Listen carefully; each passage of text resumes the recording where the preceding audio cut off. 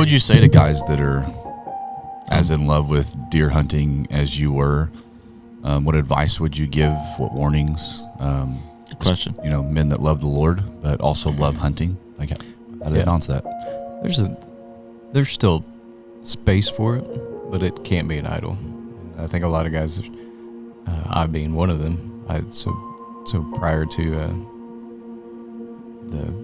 being in the hospital room, I had created outdoor ministries, because then I was like, God, I'm doing ministry by taking people hunting. So there's ways that it's still an idol, even though you're saying it's not. But I think you got to realize that at the end of your life, either you die or Jesus comes back.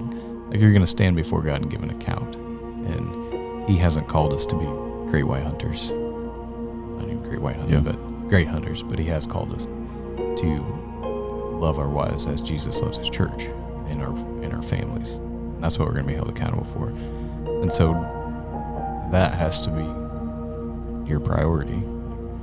You can still hunt. You can still enjoy it. You can still have hobbies, but they have to be in proper perspective and proper space. Can we play the clip of Drew doing his deer call to open this? Do you have it? It's on my phone somewhere. Yes. Send it to me. Don't know where they're at. Oh, right there. Got him. Oh, you got him. Oh, yeah.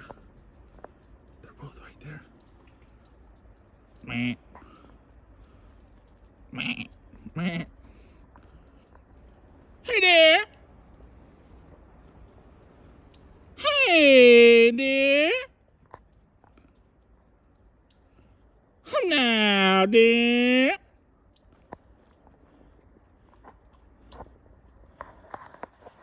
Well, that usually works. Drew made me tri-tip just me by myself. Well, I did try it, and it was probably the best thing I've ever ate in my life. I think That we all means a tried lot. it. It's good stuff. That means a lot. The last tri-tip I made tried to kill me. Oh. Yeah, I choked on it and almost died in front of my friends on my Jack- birthday. That's why Zach made that joke. Yes. I was confused when he said tri-tip chokes you. Yeah, it's a choking hazard. It's a little stringy of a meat, and That is the worst. The meat purist would say it has a lot of texture. When you're eating steak, here's the worst part, and this always happens to me when we're out. And this happened to me when we went out for our staff lunch, and we all got like a steak. Yeah. Of course. Well, I'm eating this steak, and you're in a public environment, and it's one of those pieces that just doesn't disconnect. Sure. And so you're going through your mind. You're like, do I really try to chew this more, or do I just send it and just try to swallow it? That's the worst part. And I think that's a situation I was in. It was stuck. Half was in my throat, half was in my mouth, and I tried to send it, and it got sent back. It's terrible. When Zach sent that text, I was like, what is wrong with? I thought he was like saying he doesn't like tri-tip, like gross. I was like, what is wrong with this dude? He has electric chainsaws and doesn't like red meat. No, he witnessed the event in which it went down my throat and back up onto my plate on my birthday, and that was a humbling experience for me. And so, so this one's a lot better. Not why you gave it to Robert, though. I wasn't trying to choke him. No, that or no. Yeah. I noticed that you cut mine thinly. You were you like concerned that? I Very would small choke on pieces. Yes. They were small pieces. Yes. That helps. But it was delicious. And the best part about it was I got 170 grams of protein out of that thing. All right. Getting them gains. Yeah. I only got like 80 more to go for the day. All right. Great. Well, welcome to the Faith Unfiltered podcast. Ooh, there you go. Did it better than Zach already. Yeah, we're glad that you've joined Glad us he's not today. here. Wherever you are, wherever you may be, we're glad that we are in your ears right now. And so let's go around and introduce ourselves. We've got some new faces. We got a guest. Was better. Yeah. Oh, I'm Drew. yeah, there you go. My name is Zachary Charles Thomas. Oh. I am normally the camera guy. Yeah. But, hey, Welcome. put me in, coach. Welcome to I'm the here. set, Charlie. Yeah. One Zach gone, another Zach up. That's right. So we're ready. Two Zachs up. Can we call you Charlie? I mean, if you want. Chuck? Charlie, It's kind of Chuck. confusing having all these Zachs around here, but if I like Charles Chuck. is the middle name, Yeah. Chuck. Yeah, Chuck's better. Right, Chuck. That's my old man name. Right. All right. So Nickname Chuck. I'm Robert. Still Robert. here we go. Still Robert. Also, Zach. Great. Or It's just the if best we're going name. full names, Zacharias. So Ooh. we replaced one Zach with two, so it's Yeah. superior. I Zach think we've Power. made an upgrade. So, Zach, I want to welcome you on to the Faith Unfiltered podcast. Thank you. Yeah, Zach is one of our elders here at Freshwater, and so we're super glad to have you today. So we just want to get to know you and your life, and so tell us a little bit about yourself.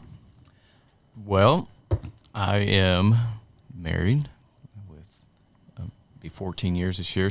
Our anniversary is actually the same day as Robert and Hannah. He and Marin celebrate for both of us. Yeah, we try to invite them on a double date. Gotcha. But Robert's always gone. So I'm out of town every year on my anniversary. it's terrible. I planned it perfect. Yep. I have 3 kids. I have a 6-year-old Titus, a 4-year-old Galilee, and a 2-year-old Solomon. So we stay active, busy. You know what that's like. So. I currently work for a sales and marketing company. And what else do you want to know? I can make Which really- kid is your favorite? Good question. you can't- Man, you know they're going to be watching this I too. know, that's Marin's got it terrible. on the TV right now.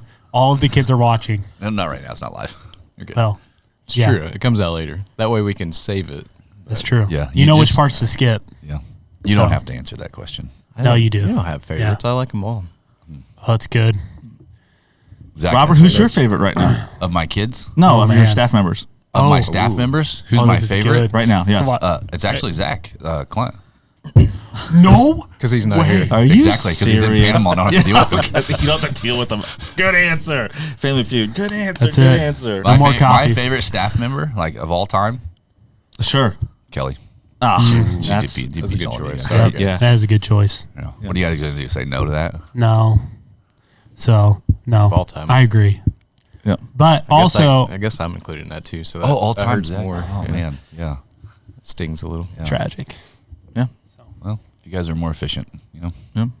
Not wrong. So Zach, tell us a little bit about your background as far as did you grow up here? Did you? So I grew up in northeast Missouri, a small town called Lewistown. All right. Grew up on a farm and spent a lot of time outside. Creation is actually one thing that intrigues me and drew me to God. So I grew up I am the youngest of 4 siblings. So I got beat up on a lot by 2 older brothers who said pain is only weakness leaving your body. So it's a good Hey, mental. that's a good point. I like Robert's- that. It's Robert's easy into to say that. if you're the one inflicting the pain. Yeah. Yeah.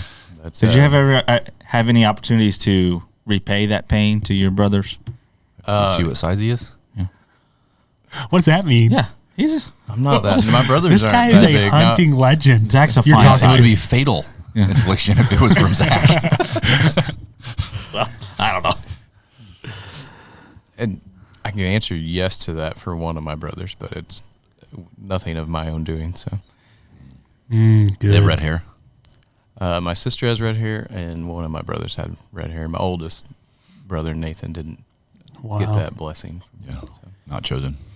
Yeah. not chosen, but So grew up in Lewistown. grew up in Lewistown. My parents Okay. still live there on the farm. So What kind of farm? Crop, cattle? What were we looking at? we've had a little of everything. They lease out the crop ground. We've had cows. My dad got tired of putting them back in the fence. They escape and run all over the place. So no longer have cows. So it is hay and crops. And both my parents are retired now, so Yeah. hanging out on the farm. I'm new to mid Missouri, and Liz and I had no idea how much we would talk about cattle and livestock before we moved here. Just like it's a part of everybody's life in some way. People Because grew up you on a were in farm. Illinois.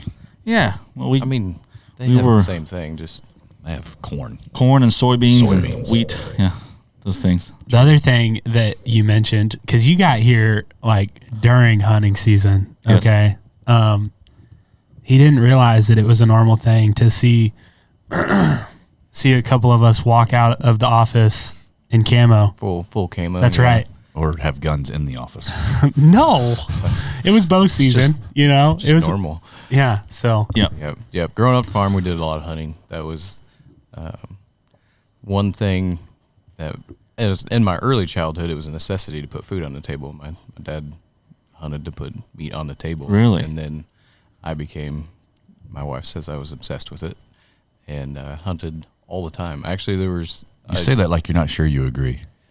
I mean, she's not wrong.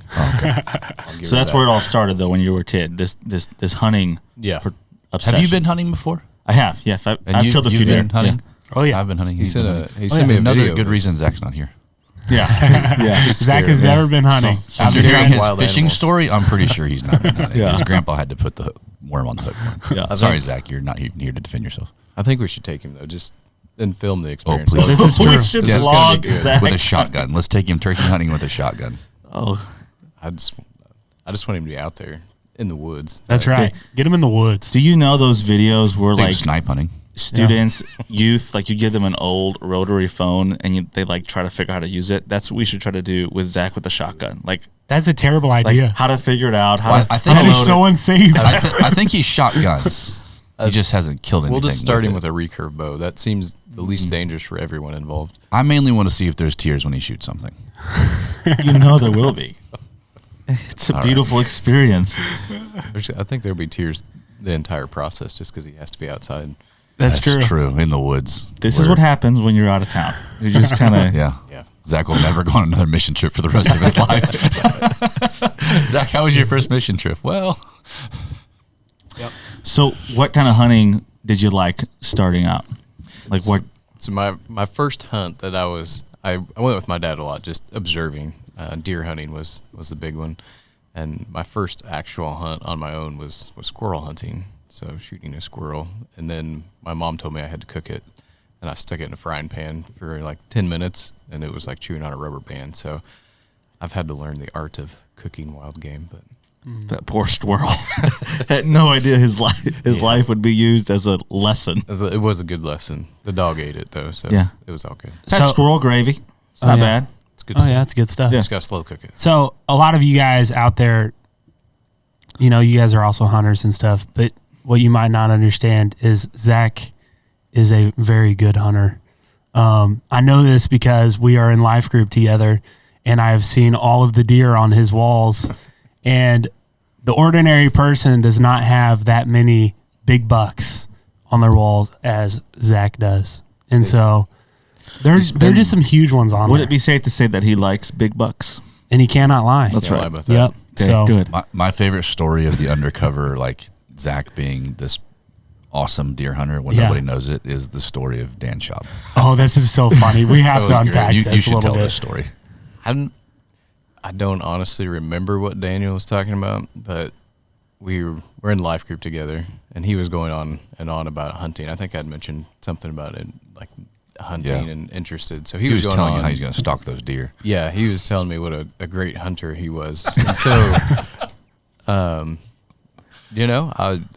I'm all for it. Go Dan. But later on that night, I did send him a podcast that I had done previously on hunting whitetails on public land. So As That's the right. number one public land hunter. And that is It was on Meat Yes. Eater, wasn't it? Or Yeah. something like that. I'm not sure if that one was. I had one on Meat Eater. But man, So this might feel weird for you because I know you're super humble in your demeanor, but what are some like accomplishments that you have in the hunting world? I think our listeners would like to know, and obviously me too. yeah. So I don't know how many deer I have over. The Pope and Young mark is 130. I have at least a dozen. The Pope, didn't he just die? Yeah, not that Pope, different Pope. What'd you say? Pope and Young. We got to educate Drew. Yeah, that is educate me. What a does that mean? conservation- Boone and Crockett and Pope and Young are conservation programs that they see healthy herds as measurements of antler growth in deer. It's different for each species, but Hey, if the animal is healthy, they express really good genetics. And like Robert's a lot bigger than I am, so he's stronger. Maybe his genetics are better than mine. I don't know. We're both ginger, probably not up top. or inside. It's Oh, hard yeah. to. I'm talking about organs. Well, no, actually, it's Yeah, about the we're- same. We're in the same. We're Yeah, just, I got bad heart. He got bad kidneys. So yeah, it's bad. It's We'll have to unpack Fresh that water here in a takes little us all. the ginger. you can put us but- together. We still don't make one good body. That's true.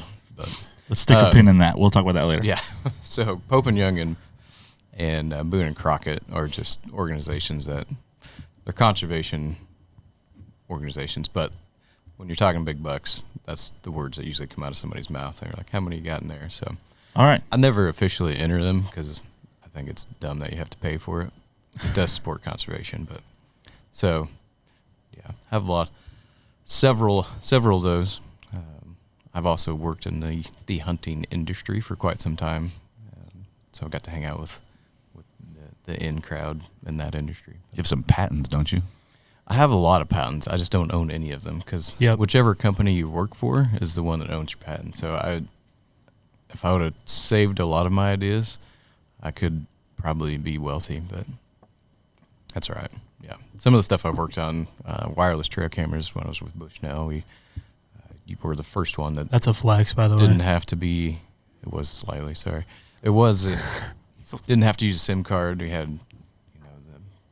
we had an app that you use, first ones to do that.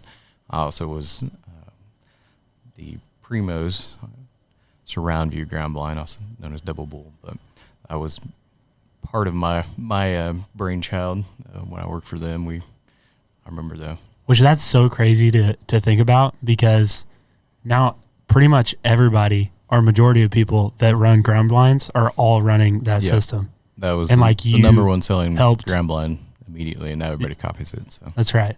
That's crazy. He did for hunting what LiveScope did for fishing. It's true. No joke. True. Just see everything. Yeah, so I've worked in the industry designing products. I work on selling them now, but also in design. Okay, here's what I've heard about you. Number one public land hunter. What does that mean, and is that true? I don't think it's true.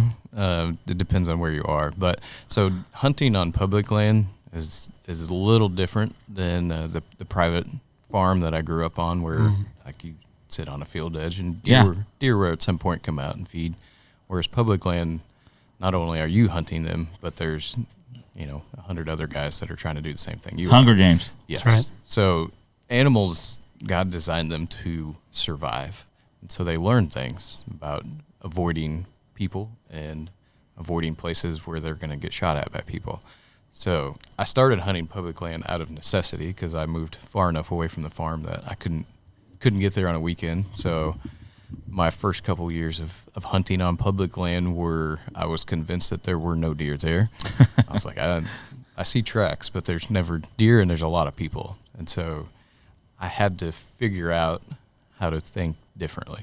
And that's, you don't hunt the places that look amazing. You hunt the places that nobody else hunts. And you learn when people pull into a parking lot and walk down the same trail over time, deer don't use that trail. They'll go over here where there's no trails. And so that was a learning process, and I actually got really good at it. So it was pretty incredible the first time. So I had a similar experience with Zach when I started going to Life Group because he didn't really like gas himself up, about how good he was. But you did. But Marin was like, hey, like he's legit, and she was like gassing him up. She sent me some podcasts, and so I was like, this is awesome.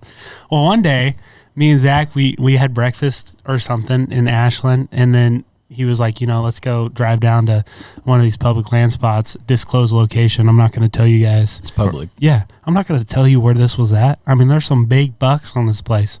But we start driving down there, and Zach starts really talking about what's going on. He has, it was the best breakdown I've ever heard about just how deer think. Like, he has got these creatures figured out, and it takes a lot of time in the woods to figure that out. Like, it was just incredible to hear that. But he gave me a pin one time, and I'm not been like a public land hunter. I've been a private land guy. You walk like 50 yards into the woods and sit in your tree, But he sent me a pin. Or fall out of it. That's right. Or fall out of it, which I can talk about later. But too soon. Too soon. But he sent me a pin one time. He's like, there's going to be deer here. And so I start hiking, and it was like a 2-hour hike, and I am sweating so bad. 2 hours? Yes. It was, I forget how many miles it was back in there. It's up and down hills. 45 minutes. Oh my gosh. It felt like 2 hours. He got lost. He didn't even 45 minutes walking on a sidewalk. This all makes sense now because did you shoot a deer at that spot? No. 2 hours. He was at the wrong spot. No, it was the right spot. But I was like, this is a grind. Public land hunting is no joke. Yeah. There's a lot of people that say they want to hunt public land with me, and they go once and they don't go again. Yeah. Because it involves, you're going to have to hike because deer don't hang out by the roads. The one time we went there, I slid all the way down a bluff because it was so steep. That was fun too. I slid all the way down it. It was terrible. What we're learning about Zach is he injures himself frequently while hunting. So. That's right. He kind of full sends it before klutz. thinking. Yeah. Yeah. Coordination goes all out of. That's right. Yeah. I just ruined Zach's public land spots because I did fall out of a tree this last year. So Yes. I hiked all the way back there. I didn't tell anybody I was going hunting that morning. That was my first mistake. And I get all the way back in there, and I'm using this. They call it a saddle, and so you climb up the tree and you're harnessed in. It's so safe, you know. And if you use it, If you use it Unless you're properly. Zach Thomas. And so I was, taking my harness. I was putting it around a limb because there's a limb in the way. And I was standing on my top platform that was like 20 foot up. It was like 17 to 20 foot. We were up in there. And my platform went out from under me and I fell all the way to the ground. And I think I was knocked out for a little bit. Pretty sure.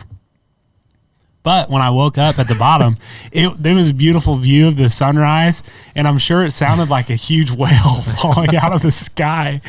But I didn't see any deer. If there I were went home. deer there, they aren't now. That's right. He calls me and he's like, "Hey, I just fell out of the tree," and I'm like, "Wait, like, do I need to come and get you? Where are you?" And he's like, "No, I'm fine. Like, I scratched my leg or so. I might have passed out for a while." I'm like, "What?" That was was a the rough phone call walk I got. back. Bad I was day for really out Chuck. of it. Yeah. Not a good day in the woods for Not Chuck. a Chuck Norris move. Wow. And Anyways. then this podcast's even about you, but it's just I kind know. of funny to make fun of you. So That's good. And then Yeah. you were stuck in Do a it. tornado. Oh, yeah. Well, that was the actually, week before. I was in the different tree, different place, and there was an isolated tornado. Your Your parents are freaking out. And my parents, they drove down into the field after the tornado. And there was so much hail, too. There was hail everywhere. And I was just getting smoked. It just rained down on me. I couldn't do anything about it. I'm getting tossed around in this tree like a rag doll. And, Usually you climb down before giant storms come in. Just Well, FYI. To there those. wasn't even any storms on the radar. It was terrible. So Well ain't scattered no water. that's right. Yeah, I guess so. That's right. So, anyways, Okay. All right. Good Wow. times. So what's the biggest deer you've ever shot? I've shot a couple deer that are over 160. Boone and Crockett score. We'll explain that to Drew later. But He won't get it. You're wasting your time. That's fine. The biggest deer that it's on my wall, I'd like to say he died in fear of me. I didn't actually physically kill him, but You know it was big when there's an article about it. yeah, there's a lot of articles about it. It was 225 inches, non-typical, but Good night. fun story on that deer is my nephew. That deer was a 5.5-year-old deer. I had trail cameras. This is my Bushnell days, so I was developing trail cameras, so I used them frequently to learn the issues with them. Anyway, I had trail cameras all over this farm, and it's 150 acres, and out of I think I had 30 trail cameras on it, which is a lot for 150 acres. I was only getting pictures of him occasionally, so I had to keep moving cameras around to get pictures of him. But he was living on, there's a road that goes into our farm and up the hill, and there's a really old cemetery. It's like 1.5 acres. And he was living there the whole time. So he had us patterned. He knew where we were on the farm. And we didn't often see him because of that. So survival, they learn how to survive. But anyway, yeah, that deer. Survive by living in the cemetery. Yes. All right. Yeah. So I finally started getting pictures of this deer and had him. Again, I knew when he left and when he came back, and I was like, this deer is going to get shot, and I was pretty excited about that. But 2 weeks before season opened, I was finishing some food plots, put in the ground blind. I was like, I had this all visualized in my head, like deer's going to walk down out of the cemetery, going to get shot right here. Perfect. So I had my dad was brush hogging. I was like, would you bow one path out of the cemetery that comes down? So as I'm messing around setting the ground blind up, he hollered at me. He's like, you might want to come up here. And I knew immediately what it was. That deer was laying dead right there. I'm proud of myself that I knew exactly what this deer was doing, but it was also, it was rough. It was EHD, which is it's like blue tongue in sheep, but so these little midges bite the deer. They bleed to death internally. What bites him? It's a little fly, a little insect, midge fly. So that was a sad. Sorry, I don't know how else to explain it to you in a short manner. Okay, of time. all right. But Drew's wondering if they can do the same thing to a human. maybe. Those stories like that would freak my wife out. Like, there's a fly or a tick or anything like that that can like bite her, and like You can bleed out internally. You got those one ticks that bite you, or ticks that flies that bite you, and leave their flies. Lot flies leave The the larvae larva inside you. and they Those are fun. your skin incubates them. And have to pull Then them they out. fly inside of your body. Zach Clunt's never gonna go outside again after this. Not even to his He car. won't even go He's in the. not listening to this. There's no shot. I He's texted listening. him and said, "Hey, we are roasting you so This bad." is true. But anyway, He didn't text me back. anyway, that deer died, but I had him patterned, so I feel like he had just given up because he was like, it's not gonna matter. Okay. But Did that's you the keep biggest those deer. antlers? Yeah, that deer's mounted on the wall. It's not It often is a you beautiful see deer. a deer that large in the wild. That's not high fence deer. But that deer, he was 5.5 years old when he died. My nephew, when he was 2.5, so 3 years earlier, had actually shot at that deer, hit him in the back leg, broke his back leg, and he survived. And so he was either really lucky Tough or deer. unlucky. But Oh, yeah, man. so he went Yeah. like, he didn't act like a normal And deer. who shot him? My nephew. He's a horrible shot. Well, you're gonna the buck fever is what they call it. Buck fever. You know what buck fever is. I know about buck fever. Yeah. Well, you're gonna have buck I've only fever. killed does. I'm gonna put up. We're gonna throw up that picture of this deer oh, that's in his living room, Man. because you just have to understand how giant this deer is. Like, you're shaking hardcore looking at this deer in the woods. I mean, I only saw him once in the wild, and it was impressive. it would have was a shook me big up deer. pretty bad. But yeah, my wife is actually grateful that deer died because I'm pretty sure I would have lost my job and had a really rough marriage had that deer been alive all hunting season and me trying to kill it. So at that Really? that stage in my life, I would have been pieced out. And been like, So what I'm year gonna be was a tree this? stand for that was 2015. 15. Okay, so 10 years ago. Mm-hmm. Wow. Very cool. And so what did deer season look like then? Like you just said, if this deer was alive. So what happened when deer November the 11th, right? Well, he was a bow that's hunter. the Before closest then. Oh, that was Saturday, bow. closest Saturday to November 11th is when Missouri Rifle Opener starts. So, but this was late, very end of August is when I found him. September 15th is opening for. You were gonna archery bow hunt season. him. I would have been there. So what is life? So you go from right before deer season, you're prepping for deer season. What happens to your life on day one? It's Back not even just when deer season opens because you got to get food plots in, you got to get stands hung. You're checking trail cameras So when does that weekly, start? monthly. That it's all year. There's no downtime. But there's a different level. There's though, a different level. on- When September 15th rolled around, Marin, she put up with a lot. I'm sorry, Marin, but Sorry, Marin. I was just She looking really back loves you. now. I'm like, she's yeah, a she saint. does. You don't is. know Marin. She's Yeah, she put up with a lot, but she knew not to make plans on weekends because we were hunting on weekends. I was hunting on weekends. She went with me sometimes just so she could spend Yeah, time she's with killed me. some deer too. She has killed some She's a nice hunter. deer. She's a killer. She doesn't want to hunt. That's she wants right. to go out and kill something. And You then go find the home. deer, she'll So, kill them. Yeah. So that was my job, was to find the deer. Here, you sit here. He's going to come out right here. You shoot it, which I was actually pretty good at for a while. And now that we have 3 children, somebody has to watch children. So that cuts into her hunting time and mine as well. But my favorite story about that was I hunted one morning during rifle season and saw a nice buck, knew where he was going to be, and I was like, Marin, go sit here. He's going to come out. So that evening, 4:30, she shot her biggest buck. I was like, see, I was a good husband. Let you go hunt, Wow, look watch the at you. kids. But yeah, when the hunting season rolled around, weekend plans were all canceled. Church was no longer a priority because we were going to the farm, and that was until January 15th. So September 15th to January 15th. We made some exceptions for holidays, but there were New Year's Eve was not a holiday in my mind. That was an extra day to be in a deer stand. So Marin missed out on a lot of those parties. So again, I'm sorry, Marin. Looking back, I'm like, wow, that There's was going to be a lot of who apologies. wants to go to a party anyways? yeah. People like This a birthday party for Like kids? New Year's Eve Oh, parties. okay, I like those are a to- little better, but birthday parties for kids I are like the to worst. ring out last year by myself and ring in next year by myself. Like, asleep. Yeah. So I prefer to do that. That's really good. That's really good. so deer season starts, and you're just in hunting mode. Hunt mode, yeah. Every weekend, making a drive to the farm, 2.5, 3 hour drive. And it doesn't really end January 15th when season closes, but then you're going out looking for shed antlers. You're scouting because the best time to scout's in the winter if you still have snow on. See what you missed. There's always a season, right? And There's always a season. turkey season's coming up. Yeah. But, yeah. So it was. You don't have to It's share among us. stories or anything, but on a scale of 1 to 10, how much more difficult did that make marriage? Looking back now, I would say at least an 8. That made it a lot more difficult than it should have been. Yeah. Should have.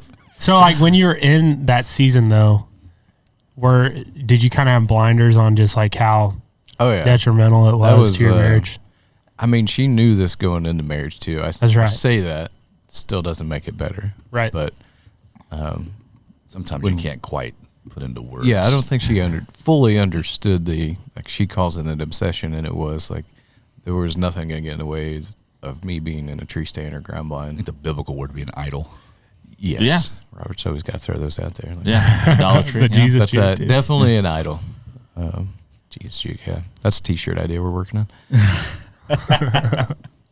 Michael Jordan. That's good. Just going to put your face on it.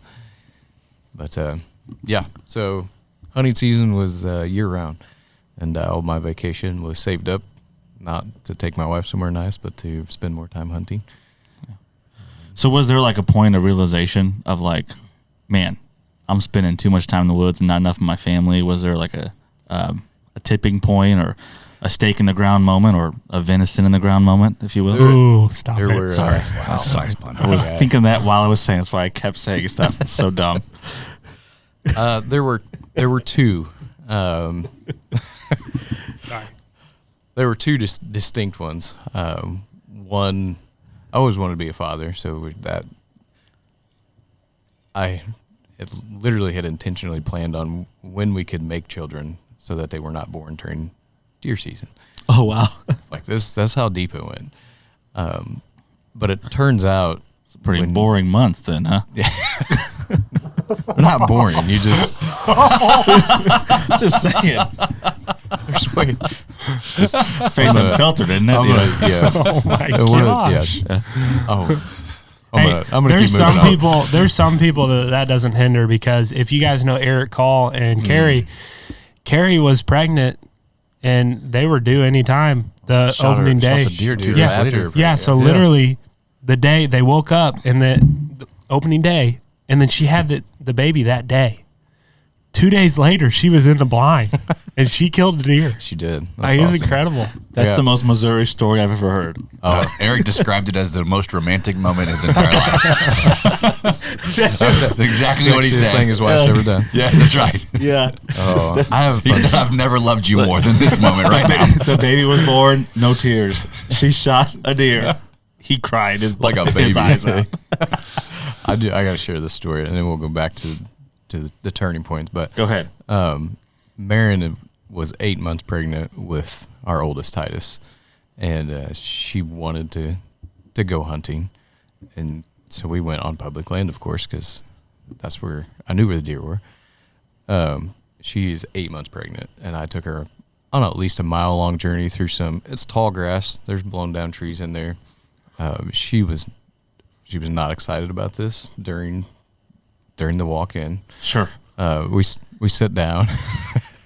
I put a nice little ghillie suit on her, had her all hidden nice, and we had some does come in. They actually came in behind us, so we spooked those. But like as it's getting towards sunset, I look out across a river bottom, and there's a really nice buck.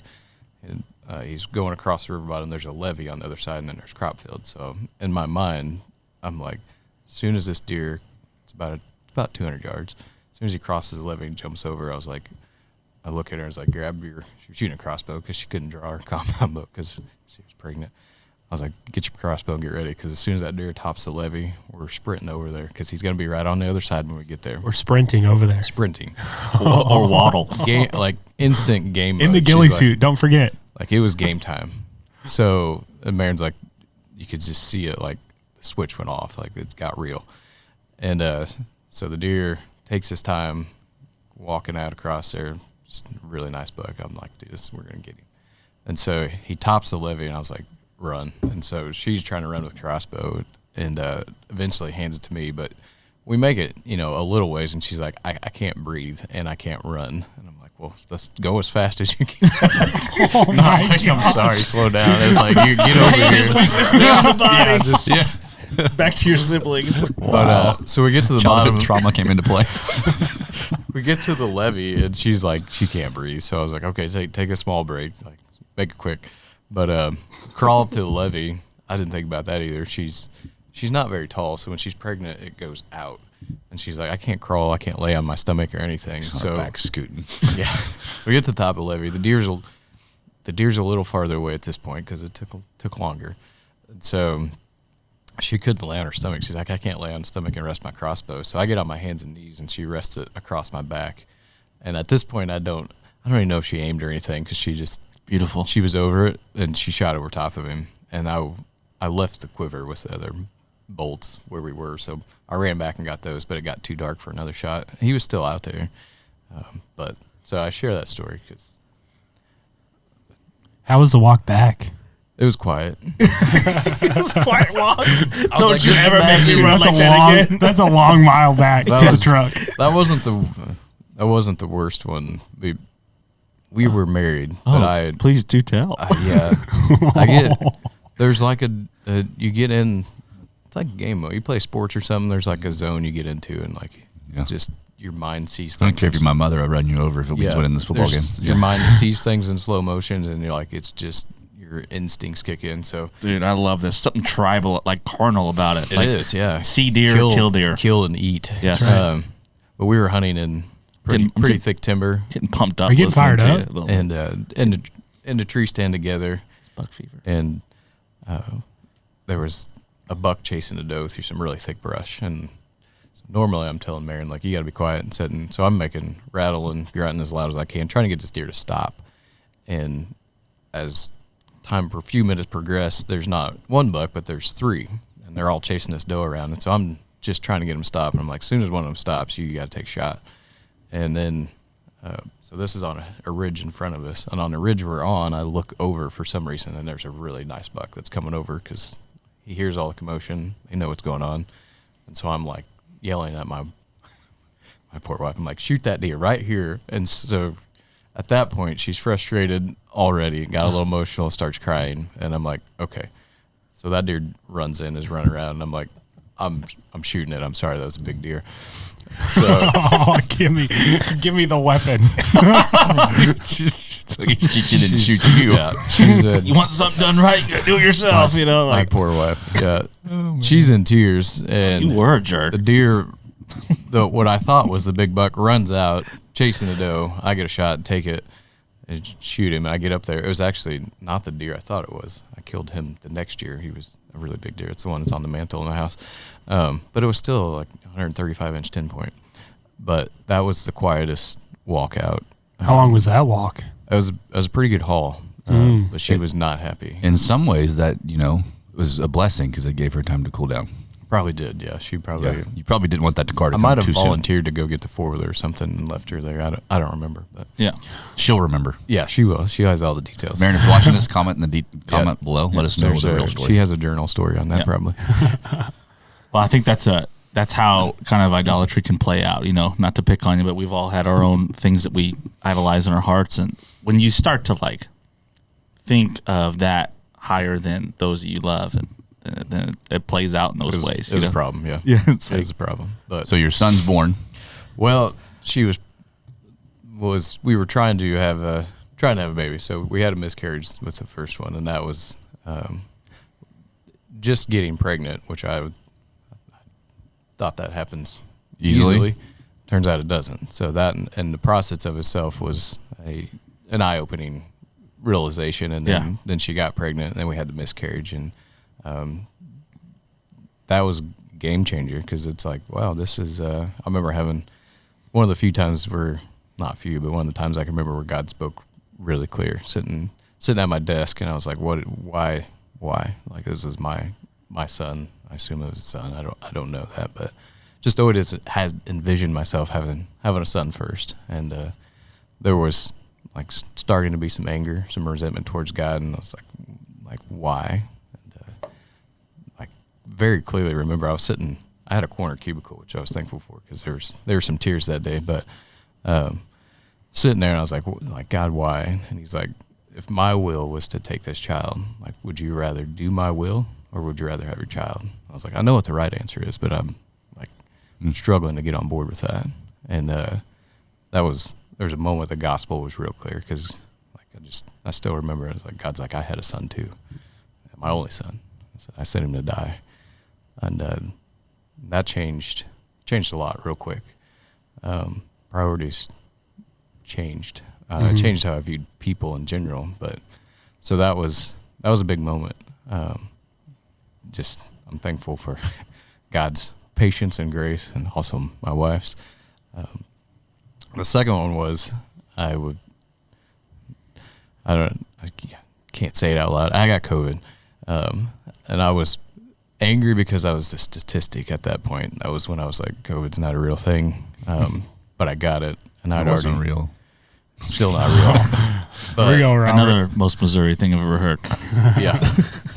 But I had already, touch on that later too, I'd already been diagnosed with a kidney disease, so health wasn't great anyway. And then I had COVID and had a 102-degree temperature for like 14-something days. And didn't eat, didn't drink anything for a long time, so I ended up in a hospital laying there. And as I'm laying there, I was like, I don't know how close to dying I was, but I was like, this could potentially be it. And had another one of those moments where God speaks real clear. And that was the moment where I had looked at what I had done to that point, like all the achievements by the world standards, by hunting standards, like this is good stuff. And at that moment, I was like, none of that matters.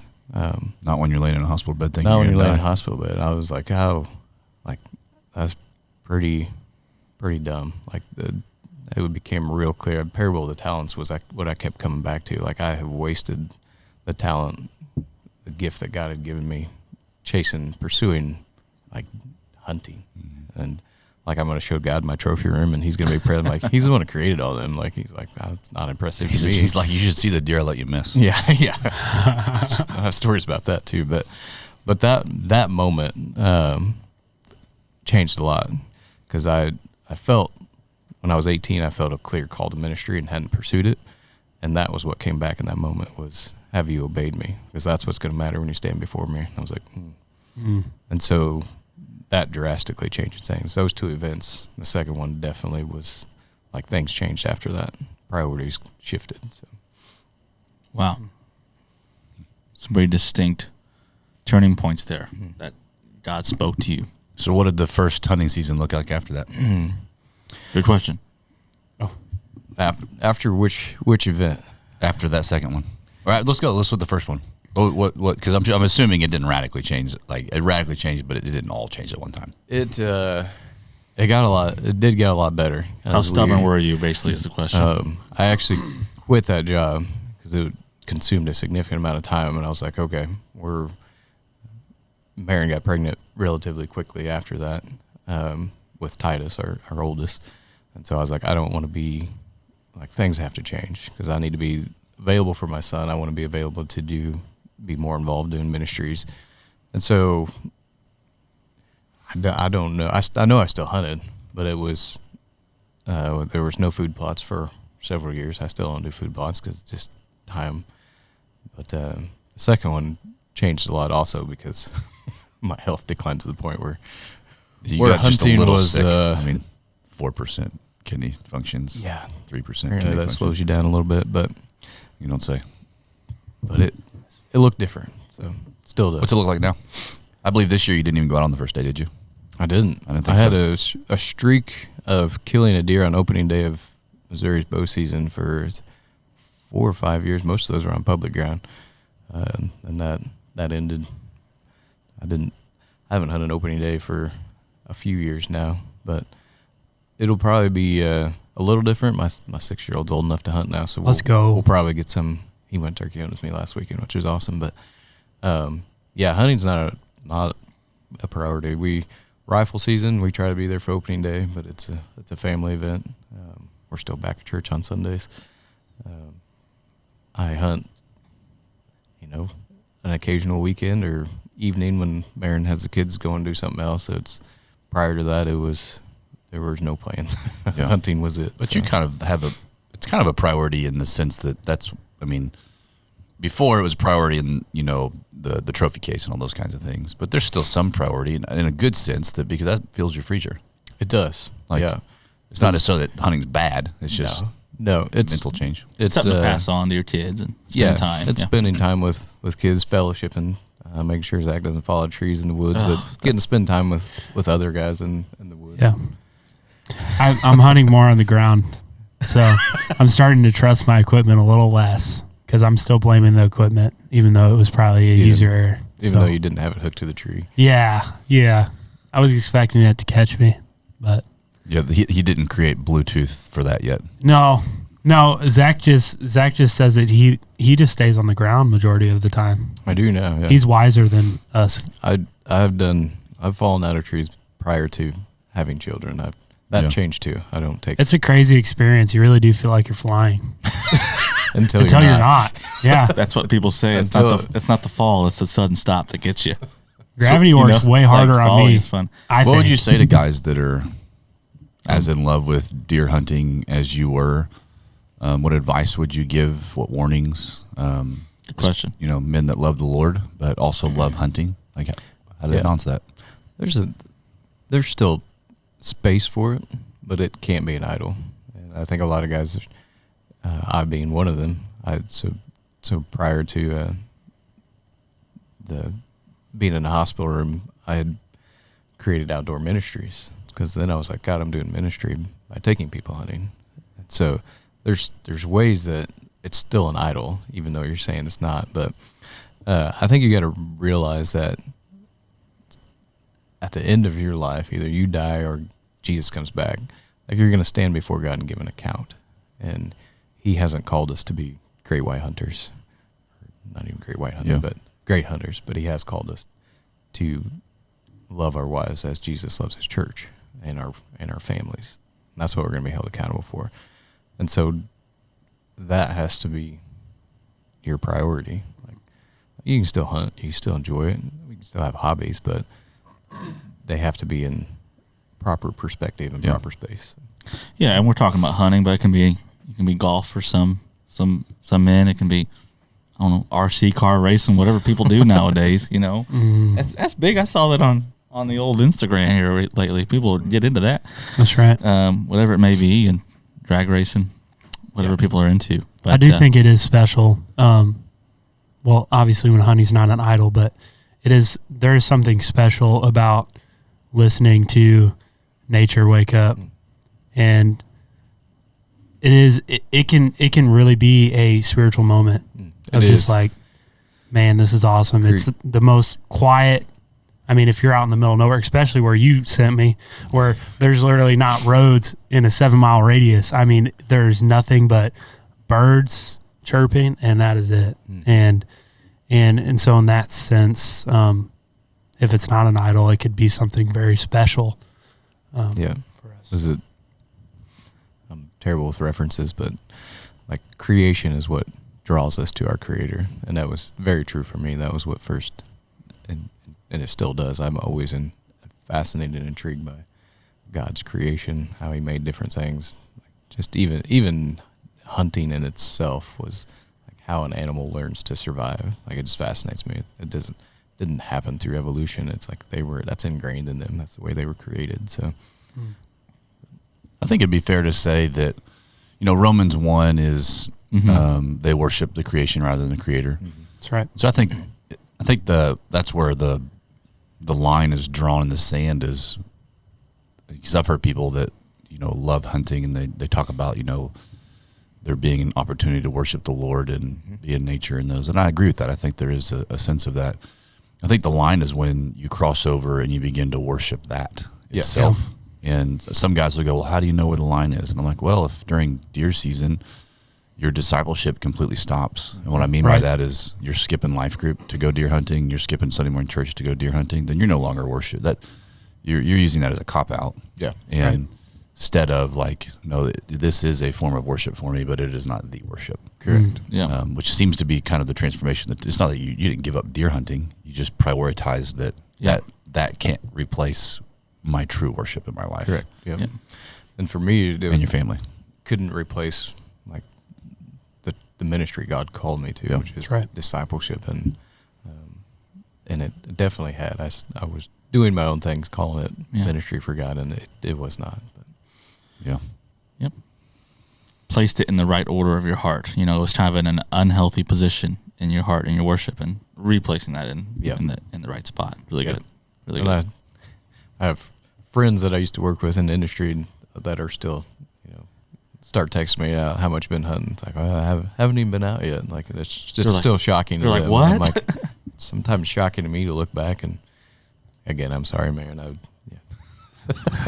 I'm starting to think Now you that haven't we- actually apologized to her yet in person. I'm hoping she doesn't watch this at all. we might have to have discussions later. I have apologized. She's aware of I've changed, but when you actually talk about it out loud, You're you're like- like, wow, that was bad.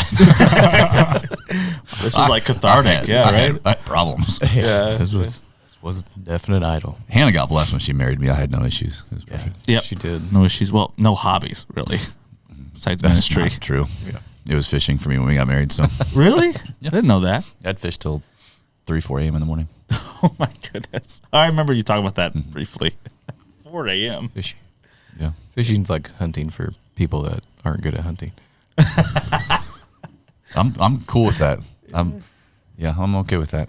I don't have any hobbies. That's a lie. Yeah, no, Yeah. You're at that age in life where everything's a hobby. that's right. It's true. Yeah. It's like, Even your hair is a hobby. you're at that age where you're like, I got time for everything. And then you're like, I ain't got time for nothing. That's right. That's what you want. So, Well, any other questions we have for Elder Fleer here? No, I think it's just a good reminder that when things in your life start to rise above the level, if you're married, of your family and your kids, and especially of the Lord, then that's when you're too in love with whatever that is. Yep. When you're sacrificing, I think, when you were talking about when you're laying in the hospital bed and thinking to yourself, what's God going to do? Look at my trophy room, and thinking, is the Lord more concerned with you giving him his worship, or is he more concerned with you abandoning everything in your life for your self pursuits? And for some families, that's sports, deer hunting, fishing, motocross, video games. There's all kinds of things that I think can do that. So. Paul Tripp talks about there's 3 ways you can diagnose an idol in your life, which is, is it consuming you?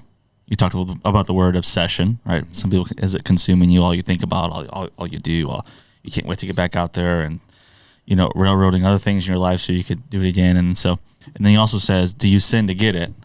And then do you sin if it's taken away? Those 3 things. And so I think we can ask questions of our own life and the hobbies and the things that we like. Ask those questions, and you'll soon start to diagnose some idols in your life. If you're super brave, ask your wife. Yes. Ooh, there Ask you your go. wife, hey, is something consuming me lately? Am I sinning to get something?